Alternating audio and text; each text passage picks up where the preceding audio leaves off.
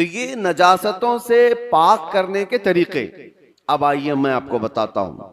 दिल पर नजासत लगी हो, ये कैसे पाक किया जाए? गुनाहों के धब्बे लगे हों, इसमें न जाने लालच, गीबत, कीना, बुग़्ज़, अदावत, न जाने क्या क्या चीजें भर गई हों, ये नजासत पाक करने का तरीका क्या है? मौलाना जलालुद्दीन रूमी मसनवी शरीफ के मुसन्निफ फरमाते हैं, दिल को पाक करने का तरीका वैसी ही है जैसे जमीन को पाक करने का तरीका है। जमीन को पाक करने के लिए तेज बारिश का हो जाना और तेज धूप का पड़ जाना काफी होता है कि जमीन पाक हो जाती है। दिल को पाक करने के लिए जिक्र इलाही की बारिश होना चाहिए और किसी शेख कामिल की तेज निगाह पड़नी चाहिए, दिल पाक हो जाता है। जिक्र इलाही की बारिश हो तो पानी की तरह इसको धुल देता है और उसके बाद किसी शेख कामिल अल्लाह वाले की नजर उस पर पड़े तो फिर उसका दिल इसी तरह से सूख करके पाक हो जाता है जैसे जमीन पाक हो गई। आज हमारे लिए यही तो मसला है कि हम अपना वक्त अपने दिल की पाकीज़गी के लिए नहीं निकाल पाते। हमारे पास ये वक्त ही नहीं रह गया। हाँ, अगर जिस्म के अंदर कोई बीमारी आ गई तो फिर भागेंगे दौड़ेंगे डॉक्टर्स के पास, इलाज कराएंगे। मेरे अजीजों, ये बेचैनी और बेकरारी और घबराहट का इलाज उनके पास भी नहीं। वो डॉक्टर्स ज्यादा से ज्यादा आपको नींद की गोलियां दे सकते हैं डिप्रेशन कम करने के लिए, स्ट्रेस कम करने के लिए। आप अच्छे से सो, घंटों सोते रहो, किसी को सुला देना ये डिप्रेशन का इलाज नहीं है। और कुछ तो डॉक्टर्स के पास जाकर डिप्रेशन का इलाज गोलियों से लेकर के आ गए और कुछ अपने हाथों इलाज करने के लिए सिगरेट पीने लग गए, अपने हाथों इलाज करने के लिए वो बीड़ी गुटखा खाने लग गए।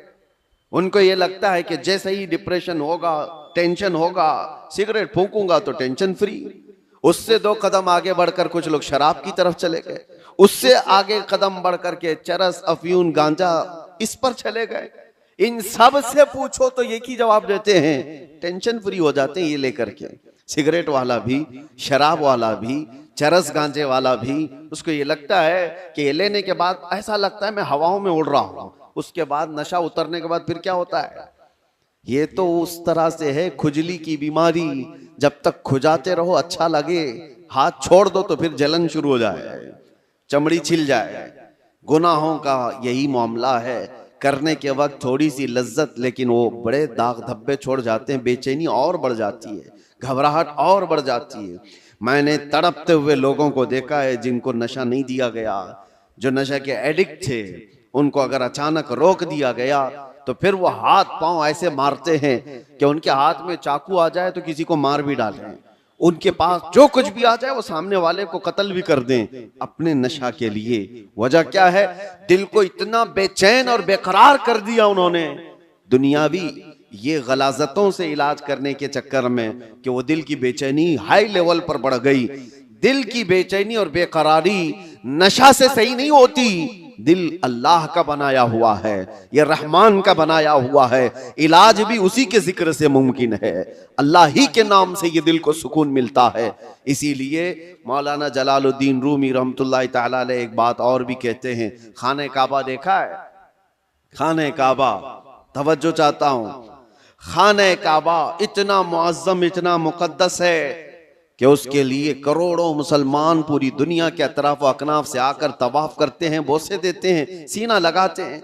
ये खाने काबा अल्लाह का घर है, लेकिन मौलाना रोम फरमाते हैं है तो काबा, ये इब्राहिम खलीलुल्लाह की बनाई हुई इमारत है।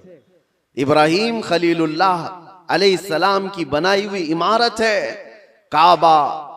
और वो कहते हैं कि काबा बिनाए खलीले अतहरस्त, वो दिल गुजरगाहे रब्बे जलीलस्त। लेकिन दिल जो है मोमिन का दिल, अल्लाह के रसूल ने फरमाया कल्बुल मुमिन अर्शुल्लाह, मोमिन का दिल अल्लाह का अर्श होता है।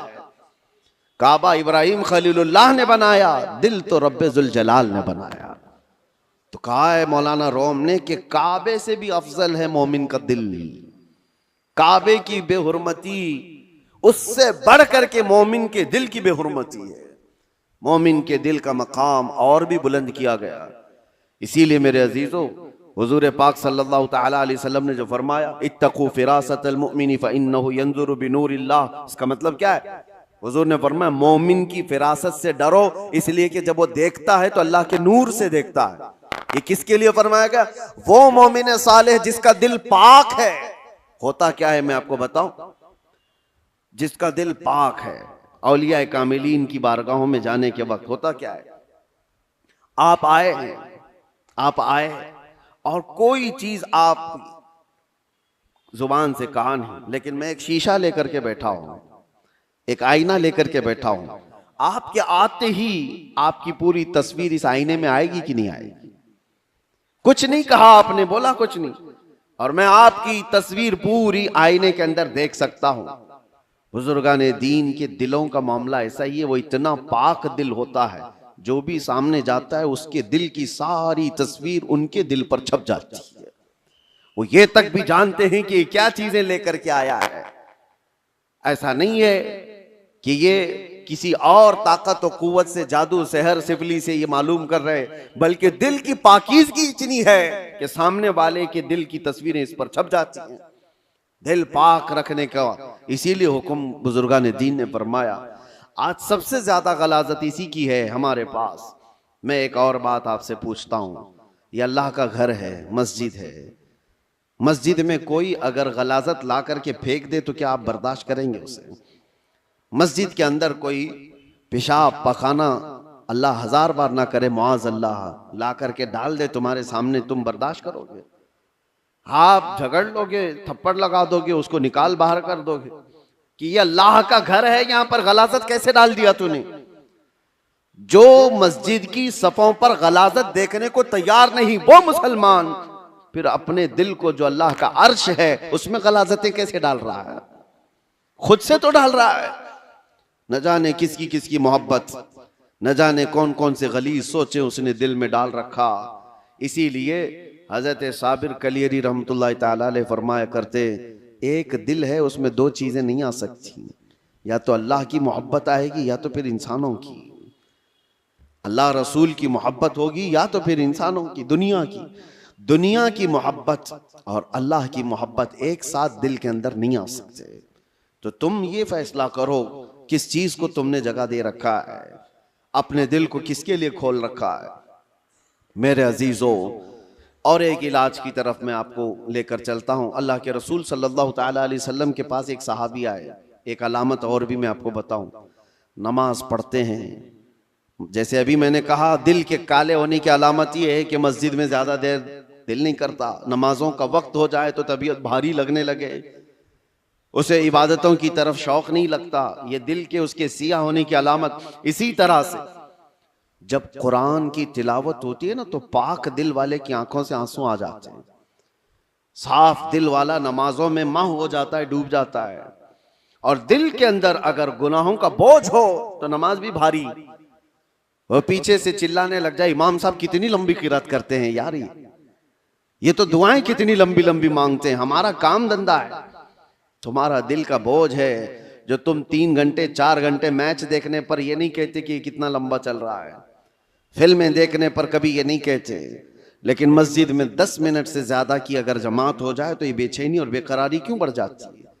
आपको पता है वो सहाबा इकराम जब नमाज पढ़ाते थे, हजरत मुआज इब्न जबल फजर की नमाज में उन्होंने पूरे सूरह बकरा पढ़ा दी थी। सूरह बकरा 2.5 पारे की है, आप 2.5 सफा नहीं सुन पाओगे। 2.5 पारे तकरीबन उन्होंने पूरे फजर की नमाज में पढ़ा दी। तो वो सहाबा माँ होते थे सुनने में। अब जिस बात के लिए मैं ये कह रहा हूं, नमाजों में अगर बेचैनी और बेकरारी बढ़ गई है तो क्या करना चाहिए? एक सहाबी आए थे हुजूर की बारगाह में, यूं कहा, या रसूल अल्लाह सल्लल्लाहु अलैहि वसल्लम, दूसरे लोग सब जो आपके पीछे नमाज पढ़ते हैं तो रोते हैं, गिड़गिड़ाते हैं, अल्लाह को याद करते हैं, मुझे रोना नहीं आता, कुरान पढ़ने पर मुझे अश्क नहीं आते। हुजूर पाक सल्लल्लाहु अलैहि वसल्लम ने फरमाया तुम्हारा दिल सख्त हो गया है। ये फरमाया तुम्हारा दिल सख्त हो गया है, उसको नरम करो। कहा क्या करूं? क्या इलाज मेरे आका ने बयान किया। वजीफे तो करते ही रहते हैं। हुजूर पाक सल्लल्लाहु ताला अलैहि वसल्लम फरमाते हैं जाओ किसी यतीम बच्चे के सर पर हाथ फेरो, अल्लाह दिल नरम कर देगा। एक इलाज ये भी मेरे आका ने फरमाया। यतीमों के लिए दिल में अपने एहसास पैदा करो, दिल नरम हो जाएगा। आज सच बताता हूं मेरे अजीजों, ढूंढो हजारों ऐसे गुरबा और मसाकीन जिनकी आंखों को पोंछने वाला कोई नहीं, जिनकी ठंडी और गर्मियों के सिलसिले में कोई देखने वाला नहीं। उन बच्चों के लिए अगर एहसास भी दिल के अंदर हो, एक आंसू का कतरा भी निकले तो तुम्हारा दिल नरम हो जाएगा। आपको पता है, जब कभी मैं उन फिलिस्तीन के बच्चों को देखता हूं, रमजान आए, ईद आए तो अपने वालिदैन की कब्रों पर जाकर बैठ जाते हैं, और कोई बच्चा अपने बाप को पुकार रहा होता है कि बाबा मुझे सुन रहे हो, आज ईद का दिन है, कोई कपड़े पहनाने वाला नहीं। तो ये जमाने रसूल याद आता है। ये वो यतीम है कि अगर मेरे आका के जमाने में पुकारे होते तो मेरे आका कंधों पर बिठा लेते। आज उम्मत पर कुछ एहसास नहीं होता। उनकी चीखें, उनकी पुकार को सुन करके सब हम अपने अपने ऐश में मसरूफ रहते हैं। अपने दिल के अंदर एहसास पैदा करो, दिल नरम हो जाएगा। और हम तो झिड़कियां दे करके लोगों के तलाशी में लग जाते हैं, इसका तो धंधा है मांगने का, इसका तो धंधा है कमाने का, ये गरीब नहीं है, ये ऐसा है वैसा है, सारी पंचायत में तो लगे रहते हैं। क्या कोई यतीम मिलता ही नहीं, कोई मिस्कीन मिलता ही नहीं जिसके सर पर हम हाथ रखें? मेरे अजीजों, आज के दौर में भी बहुत है इस तरह के कुछ गैरतमंद लोग वो हैं जो जिंदगी पर सवाल नहीं करते। कल की बात मैं बताऊं, कल ही की बात, मेरे पास एक खातून का ऐसा मसला आया जिसके 3 बच्चे माजूर हैं।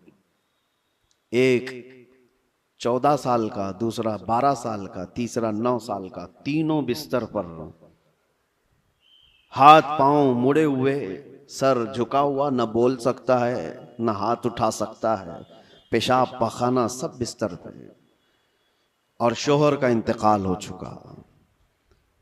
3 बच्चों को पालने के लिए वो खातून कहती है मेरे पास 1 घंटे की भी फुर्सत नहीं होती। उसको खिलाकर फारिग हो जाऊं तो इसका होता है, इसको खिलाकर फारिग हो जाऊं तो इसका होता है, इसका पेशाब साफ करूं तो इसका होता है, इसका पेशाब साफ करूं तो इसका होता है। मैं न जॉब कर सकती हूं, न कमाने के लिए जा सकती हूं। मुझे बताएं कि ये 3 बच्चों को जिस तरह से पालना है।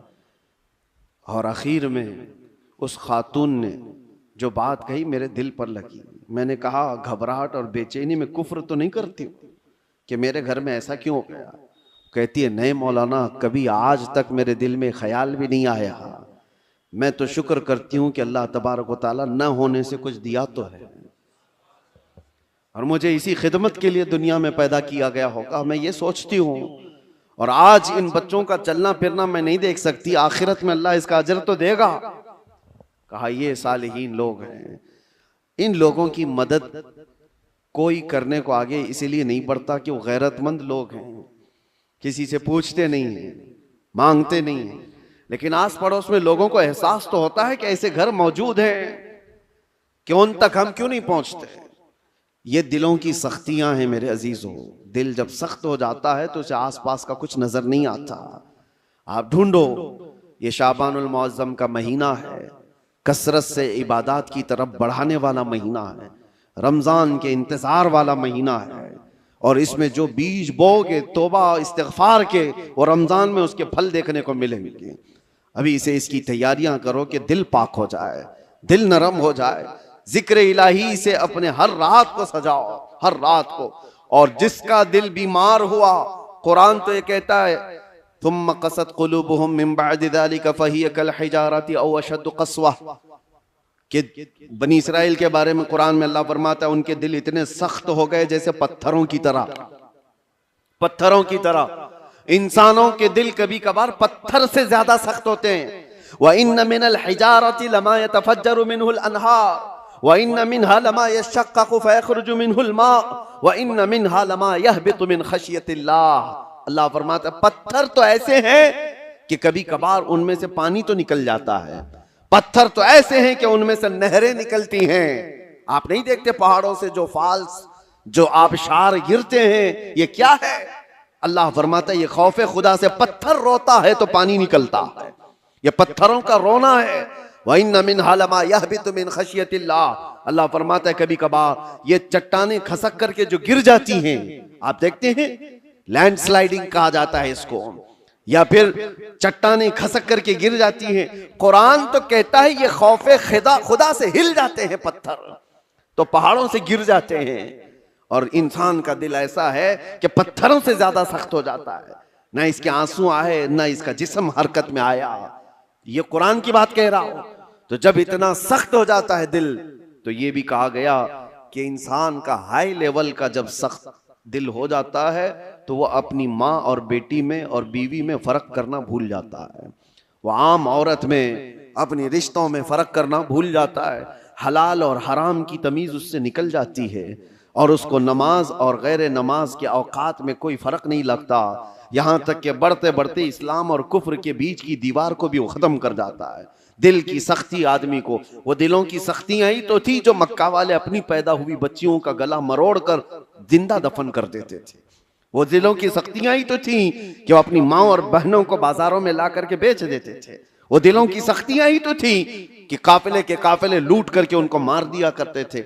दिल जब सख्त होता है तो आदमी ये तमाम गुनाहों की तरफ जाता है। जितने भी क्राइम बढ़ते हैं, मैंने देखा है कुछ लोग क्रिमिनल वो इस तरह से सामने वाले को कत्ल कर देते हैं, मर्डर कर देते हैं। ये दिलों की सख्तियां हैं। और दिल नरम हो तो चूंटी को भी हाथ लगाने से डरते रहते हैं।